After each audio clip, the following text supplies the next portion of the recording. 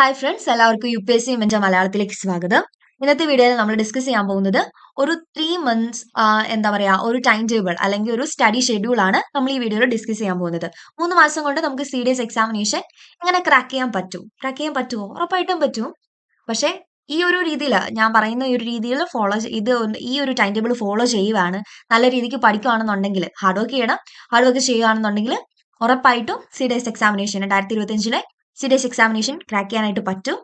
So നമുക്ക് വീഡിയോയിലേക്ക് പോവാം. അതിന് മുന്നേ ചാനൽ ആരെങ്കിലും സബ്സ്ക്രൈബ് ചെയ്തിട്ടില്ലെങ്കിൽ സബ്സ്ക്രൈബ് ചെയ്ത് സപ്പോർട്ട് ചെയ്യുക. ഫോർ നോട്ടിഫിക്കേഷൻസിനായിട്ട് ബെല്ലൈക്കൺ കൂടി ഒന്ന് പ്രസ് ചെയ്യുക.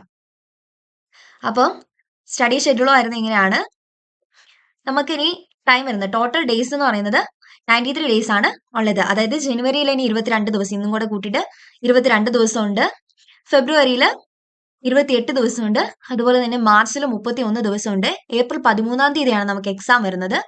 അപ്പൊ ഏപ്രിൽ ഒരു 11 ദിവസമുണ്ട്. കാരണം 12-ാമത്തെ ദിവസം നമ്മൾ അങ്ങനെ പഠിക്കുന്നില്ല, ഒന്ന് റിലാക്സ് ചെയ്താൽ മതി. സോ ഏപ്രിലും 11 ദിവസമുണ്ട്. അങ്ങനെ ടോട്ടൽ ഡേയ്സ് വരുന്നത് എത്രയാണ്?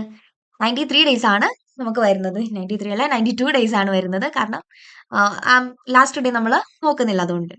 ഓക്കെ, അപ്പം ജനുവരി, ഫെബ്രുവരി, മാർച്ച് ഈ ഒരു ടൈമിൽ എന്ത് ചെയ്യണം? നമ്മൾ നല്ല രീതിക്ക് പഠിക്കണം. അതുപോലെ എന്ത് ചെയ്യണം? ഈ പഠിക്കുന്ന കാര്യങ്ങൾ ഒരു ദിവസം പഠിക്കുന്നു, പിറ്റേ ദിവസം അതെന്ത് ചെയ്യുന്നു?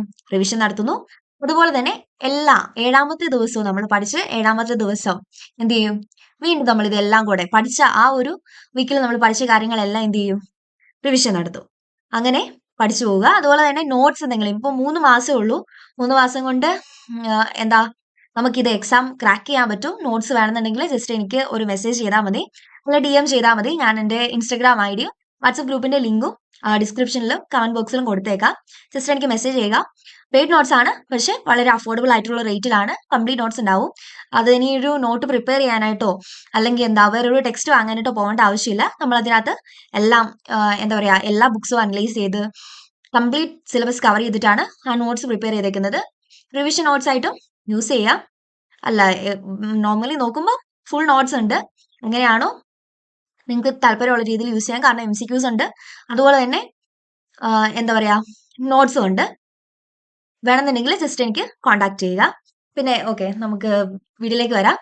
സോ എങ്ങനെയാണ് പഠിക്കേണ്ടതെന്ന് വെച്ചാൽ, maths, current affairs, English, GK ഈ സബ്ജക്ട്സ് എന്ത് ചെയ്യുക? ഇതെല്ലാം ഡെയിലി പഠിക്കുക. കാരണം മാത്സ് സിലബസ് കൂടുതലുണ്ട്, അത് ഡെയിലി പഠിക്കേണ്ട ഒന്നാണ്. അതുപോലെ തന്നെ ഇംഗ്ലീഷിന് ഏറ്റവും കൂടുതൽ മാർക്ക് സ്കോർ ചെയ്യാൻ പറ്റുമെന്ന് നോക്കുക. കാരണം എന്താ പറയാ, ഇംഗ്ലീഷിലെ എല്ലാ തവണയും എക്സാമിന്റെ പാറ്റേൺ ഏകദേശം സെയിം ആണ്. പക്ഷെ കറണ്ട് അഫയേഴ്സ് എന്നൊക്കെ പറയുമ്പോൾ കറണ്ട് അഫയേഴ്സും പോട്ടെ, GK എന്ന് പറയുമ്പോൾ ഇഷ്ടം പോലെ ഉണ്ട്. എവിടെ നിന്നാണ് ഒരു ക്വസ്റ്റ്യൻ വരുന്നതെന്ന് നമുക്ക് ഒരിക്കലും എന്താ പറയാ പ്രെഡിക്റ്റ് ചെയ്യാൻ പറ്റത്തില്ല. സോ അതുകൊണ്ട് എന്ത് ചെയ്യുക? മാക്സിമം ഇംഗ്ലീഷിൽ സ്കോർ ചെയ്യാൻ നോക്കുക. ഇംഗ്ലീഷിന്റെ പേപ്പർ കുറച്ച് എളുപ്പമാണെന്ന് തോന്നുന്നു നല്ല എളുപ്പമാണ് എന്ത് ചെയ്യുക GKനെ വെച്ച് നോക്കുമ്പോൾ. സോ നല്ല രീതിക്ക് ഇംഗ്ലീഷ് പഠിക്കുക. ഇംഗ്ലീഷിൽ ഒരു 80 എബോവ് സ്കോർ ചെയ്യാനായിട്ട് എപ്പോഴും നോക്കുക. അതുകൊണ്ട് ഇംഗ്ലീഷ് ഡെയിലി പഠിക്കുക. അതുപോലെ തന്നെ ഏതെങ്കിലും ഒരു ന്യൂസ് ചാനൽ, ഏതെങ്കിലും ഒരു ടൈമിലെ ന്യൂസ് കാണുക. അല്ലെങ്കിൽ ഹിന്ദു, ഇന്ത്യൻ എക്സ്പ്രസ്, ഇങ്ങനെ ഏതെങ്കിലും ഒരു ന്യൂസ് പേപ്പർ വായിക്കുക. അതിൽ ഇമ്പോർട്ടന്റ് ആയിട്ടുള്ള മാത്രമേ ന്യൂസ്, അല്ലാതെ പൊളിറ്റിക്സ് അങ്ങനെയുള്ള കാര്യങ്ങളൊന്നും നമ്മൾ നോക്കേണ്ട ആവശ്യമില്ല. ഇമ്പോർട്ടന്റ് ആയിട്ടുള്ള ന്യൂസുകളെല്ലാം തന്നെ നോക്കുക. അതുപോലെ തന്നെ GK എല്ലാ ദിവസവും പഠിക്കുക. അതിനുള്ളതില്ല, എന്നാലും എല്ലാ ദിവസവും തന്നെ എന്ത് ചെയ്യുക? പഠിക്കുക. പഠിച്ച കാര്യങ്ങൾ വീണ്ടും വീണ്ടും റിവൈസ് ചെയ്യുക. പിന്നെ മാത്സ് ഇഷ്ടം പോലെ ഉണ്ട്. സോ മാത്സ് എല്ലാ ദിവസവും പഠിച്ചു തീർക്കുക. അപ്പൊ ഡെയിലി പഠിക്കേണ്ട എന്തൊക്കെയാണ്? മാത്സ് പഠിക്കണം, കറണ്ട് അഫയേഴ്സ് പഠിക്കണം, ഇംഗ്ലീഷ് പഠിക്കണം, GK പഠിക്കണം. പിന്നെ ഡിഫൻസിന് വേണ്ടിയിട്ട് ഒരു 5 ദിവസം നമ്മൾ എടുക്കുക. 5 ദിവസം കൊണ്ട് തീരാവുന്നതേ ഉള്ളൂ ഡിഫൻസ്. 5 ദിവസത്തെ ഇല്ല, എന്നാലും എല്ലാ കറണ്ട് അഫയേഴ്സും എല്ലാ കാര്യങ്ങളും മിലിറ്ററി എക്സസൈസ് ആണെങ്കിലും അങ്ങനെയുള്ള എല്ലാ കാര്യങ്ങളും ബേസിക് തൊട്ട് നമ്മൾ പഠിച്ചു വരണം. ഒരു ബേസിക്സ് തൊട്ട് പഠിച്ചു വരാനായിട്ട് നമുക്കൊരു 5 ദിവസം വേണം. സോ അതിന് 5 ദിവസം എടുക്കുക. ഈ 5 ദിവസം എന്ത് പഠിക്കുക? മാത്സും കറണ്ട് അഫയേഴ്സും ഇംഗ്ലീഷും GKയും ഡിഫൻസും പഠിക്കുക. അടുത്ത 10 ദിവസം എന്ത് പഠിക്കണം? പൊളിറ്റി പഠിക്കണം. പൊളിറ്റി പഠിക്കുമ്പം കൂടുതൽ എന്ത് പഠിക്കണം? Maths, current affairs, English, GK. അങ്ങനെ അടുത്ത 10 ദിവസം പൊളിറ്റി പഠിക്കുക. അതുപോലെ തന്നെ അത് കഴിഞ്ഞുള്ള 10 ദിവസം പൊളിറ്റി പഠിക്കുക, എക്കണോമി പഠിക്കുക. പിന്നെ ഹിസ്റ്ററി ഒരു 14 ദിവസം പഠിക്കുക. ജിയോഗ്രഫിക്ക് വേണ്ടിയിട്ട് ഒരു 16 ദിവസം എടുക്കുക. കെമിസ്ട്രിക്ക് വേണ്ടിയിട്ട് ഒരു 10 ദിവസം എടുക്കുക. ഫിസിക്സിന് വേണ്ടിയിട്ട് ഒരു 8 ദിവസം എടുക്കുക. അതുപോലെ തന്നെ ബയോളജിക്ക് വേണ്ടിയിട്ടും ഒരു 8 ദിവസം എടുക്കുക. ഇത് ഞാൻ ഒരു ടൈം ടേബിൾ ഏകദേശം ജസ്റ്റ് ഒന്ന് പ്രിപ്പയർ ചെയ്ത് തന്നേ ഉള്ളൂ. നിങ്ങളുടെ എല്ലാവരുടെയും എന്താ പറയാ ആ ഒരു ഓക്കെ. ഇപ്പം ചിലർക്ക് പൊളിറ്റി എക്കണോമി ബാക്ക്ഗ്രൗണ്ടിൽ നിന്ന് വന്നവർക്ക് എക്കണോമി പഠിക്കാനായിട്ട് 10 ദിവസത്തിന്റെ ആവശ്യമില്ല. സോ അപ്പൊ ആ ഒരു ടൈമൊക്കെ മാറ്റി അങ്ങോട്ടും ഇങ്ങോട്ടും ചേഞ്ച് ചെയ്ത് നിങ്ങളുടെ എന്താ പറയാ ആ ഒരു രീതിക്ക് എങ്ങനെയാന്ന് വെച്ചാൽ ഇത് ജസ്റ്റ് ടൈം ടേബിൾ ഒന്ന് ചേഞ്ച് ആക്കുക എന്നിട്ട് പഠിക്കുക. പക്ഷേ ഈ 5 ദിവസം 10 ദിവസമൊക്കെ നമുക്ക് പഠിക്കാൻ കിട്ടുന്നുള്ളൂ. നല്ല രീതിക്ക് പഠിക്കുവാണെങ്കിൽ എന്ത് ചെയ്യാൻ പറ്റും?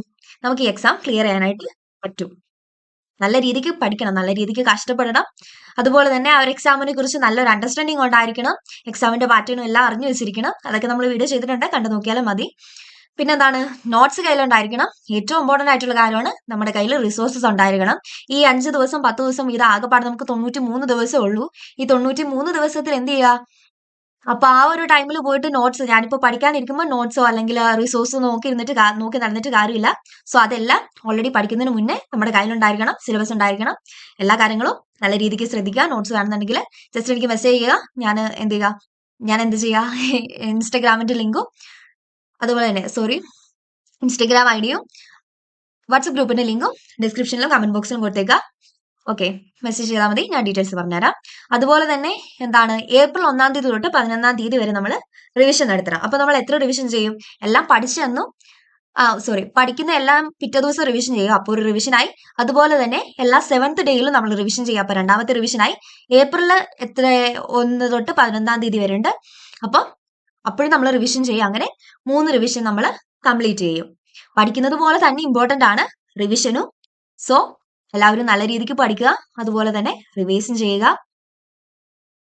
സോ വീഡിയോ എല്ലാവർക്കും ഉപകാരപ്പെട്ടു എന്ന് തോന്നുന്നു. ചാനൽ എല്ലാവരും സബ്സ്ക്രൈബ് ചെയ്ത് സപ്പോർട്ട് ചെയ്യുക. ഫോർ ദ നോട്ടിഫിക്കേഷൻസിനായിട്ട് ബെല്ലൈക്കൺ കൂടി ഒന്ന് പ്രസ് ചെയ്യുക. എന്തെങ്കിലും ചേഞ്ചസ് ഒക്കെ വരുത്തിയിട്ട് ആ ഒരു രീതിക്ക് പഠിച്ചു പോവുക. നല്ല രീതിക്ക് എല്ലാവരും പഠിക്കുക. Thank you.